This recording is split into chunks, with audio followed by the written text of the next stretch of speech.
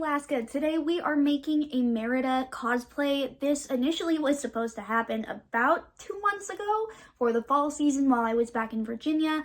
Didn't have enough time, so now we are making it over Christmas, and I think this will be one of the best cosplays I have completed yet. So without further ado, let's go ahead and lay our fabrics out, cover the main elements of Merida's iconic teal dress, and then from there, let's go ahead and get started on this super exciting project. Here is the bin dedicated to the Merida cosplay.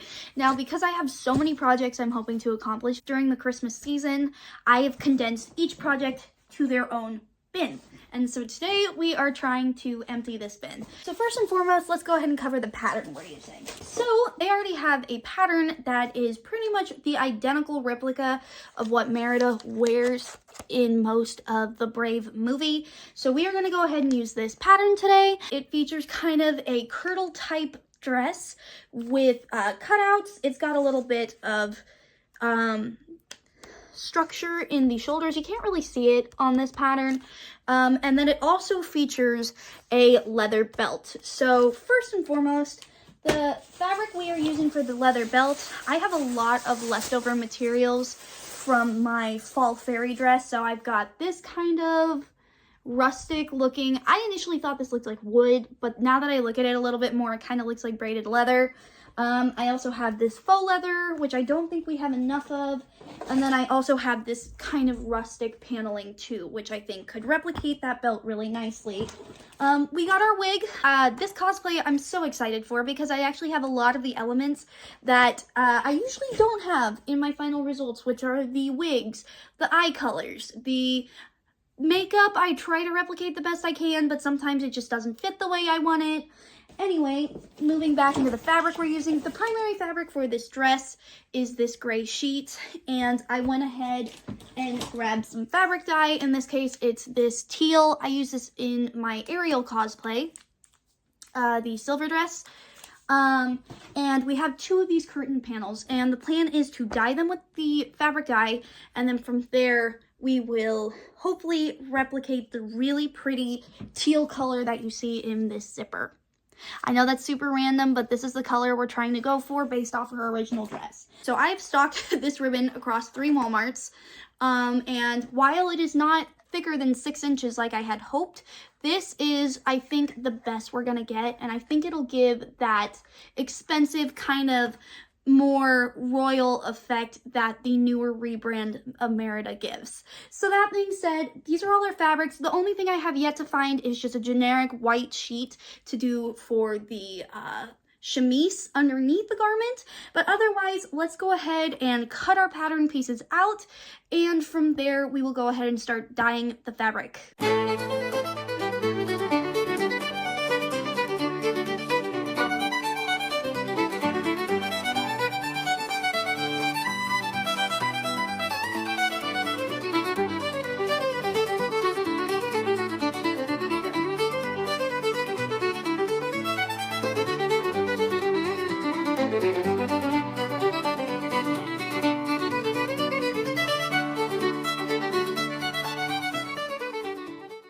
Good morning, guys. We've gone ahead and cut all the fabric out, and now I'm gonna go ahead and take it downstairs and see if we can dye it.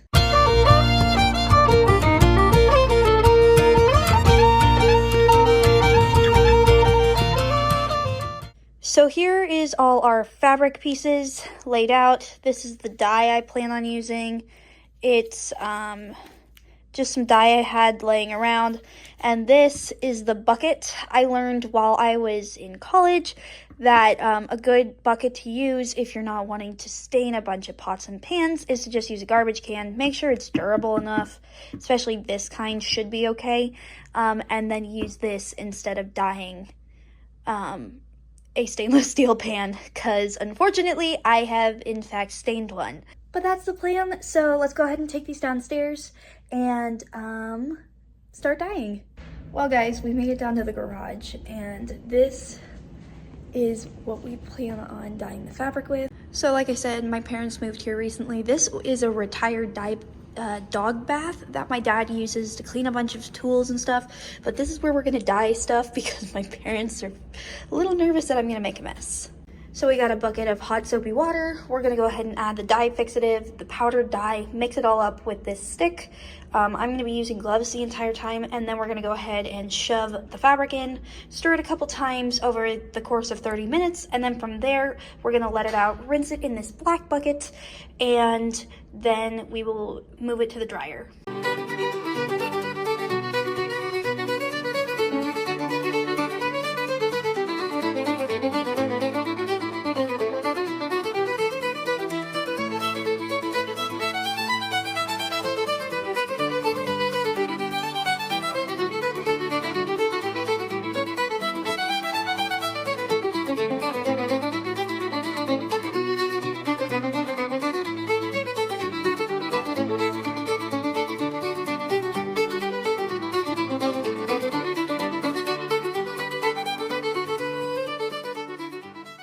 Alrighty guys, we have gone ahead and shoved the fabric in, and now I'm going to go ahead and go grab some food for a couple minutes, and then I'll come back and stir it intermittently for the next 30 minutes, and then once that's done, we'll take it out, dry it, and we can actually start sewing.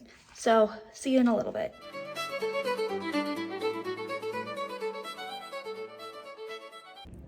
Well, it has been an insanely large minute since I even remotely checked this. I did make sure to stir things. But I went ahead and put a lid on top just so the heat would stay in, but it's been hours since then, so I'm gonna go ahead and dump it, rinse out the fabric, and shove it in the dryer. Hopefully things won't shrink, and then tomorrow we're gonna start sewing things together. So I'm gonna go ahead and put myself into time lapse, and I will see you first thing tomorrow.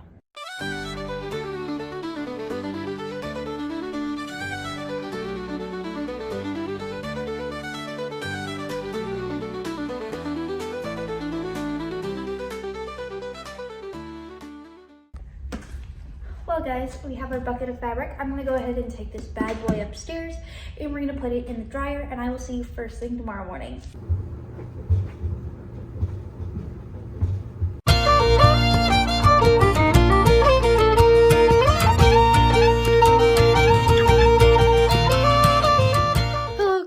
It is the next day, and non-surprisingly, the dye failed as per usual. While the color has slightly changed, it has dramatically frayed the fabric when I put it in the dryer, and it just left the fabric overall streaky and kind of ugly, and I don't know if I really want to work with it.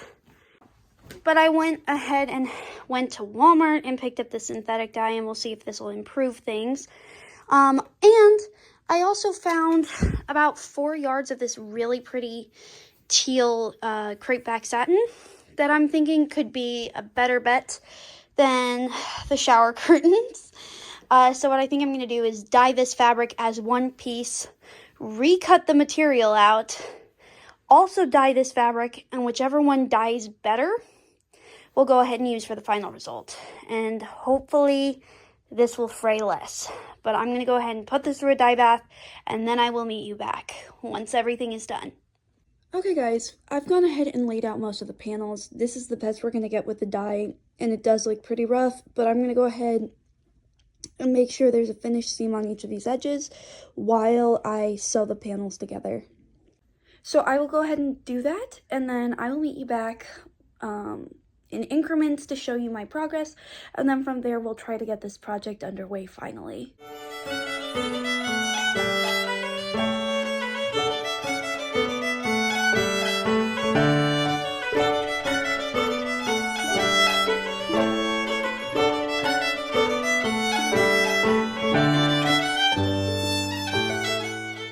Okay guys, so I've gone ahead and sewn the front and the back of the dress together by the shoulder blades, and I also went ahead and sewed the facings, and now I'm going to go ahead and attach the facings to the neckline of the front and back of the bodice, and then from there all we have to do is sew the sides together, attach the sleeves, and then also attach the ruffle around the collar. So I'm going to go ahead and keep sewing, keep you updated as I continue, and I will show you the final result in a little bit. So let's go ahead and get back to sewing. Okay guys, I've gone ahead and completely attached the facing, and now We have this nice little keyhole. It did get a little messy here, but we're going to just ignore that. And we're going to go ahead and attach some ribbon down the base of it, just like that. Okay guys, the next thing we're going to do is attach a ruffle around the collar. And then once that's done, we will go ahead and sew the sides up of the dress. Well guys, here is our tunic. Here is our tunic. Basically sewn. The back's not done yet. And if you look here, I went ahead and added some rhinestones, but I think it looks kind of tacky. I'm going to go ahead and add the same cording that I used for the middle underneath it before I start working on attaching the sleeves. But this is what she looks like. I think it turned out okay so far. I mean, the color's not going to be perfect at this point because if I try dyeing this fabric anymore, it's going to actually stain the rest of the material. So we're going to just deal with it at this point. So she may not be 100% accurate, but at least we tried. So that being said, I'm going to go ahead and keep working, and then from there, I will show you the results.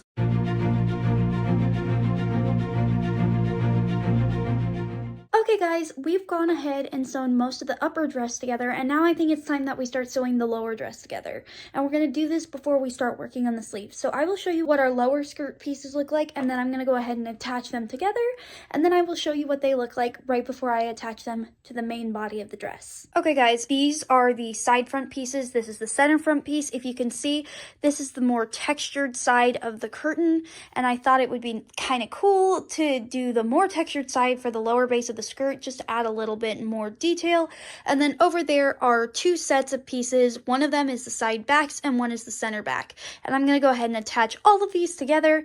And then once that's done, we'll go ahead and attach them to the main body of the dress. Here is the first 3 panels sewn, and now let's go ahead and add the other 4.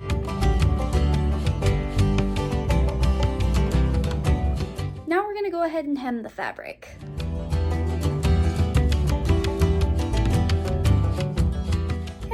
Ignore the background noise, but this is what our collar looks like a little bit more in detail. I went ahead and added this trim on top of the sequins, and now I'm going to go ahead and work on sewing the base of the skirt. Okay guys, here is that base of the skirt, and I'm now going to go ahead and attach it to the main body of the dress, and then once that's done, I'm going to add this really pretty gold sequin trim around the edges. The final part of the dress to complete is the sleeves and the sleeve puff portions.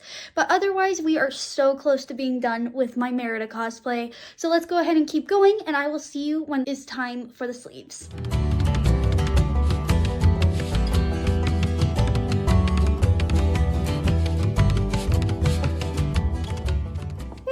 So here is our dress with the bottom completed. Now all we have left to do is work on the sleeves. So that's the next part of this project. But I just wanted to show you the dress. I think it's turned out phenomenal.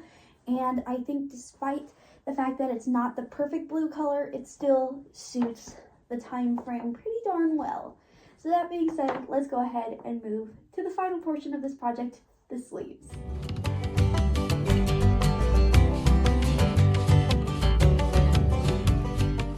Okay guys, so I have dispersed the sleeves into 2 separate piles. Each one is for each individual sleeve. They contain 5 individual parts, so I'm going to go ahead and lay these parts out, and then once that's done, I will show you the individual plan per each sleeve, and then also I will cut out this remaining cord. Okay guys, so here's the layout of our sleeve. So we have 2 puffs. These are both of the white parts, and then we have the top of the sleeve and the sleeve cuff. Now these sleeve puffs are both going to have the remainder of the cording on them, and if you look right here, this is going to be gathered into this piece before being sewn. So I'm going to go ahead and work on putting these together, and I will have you follow along with me.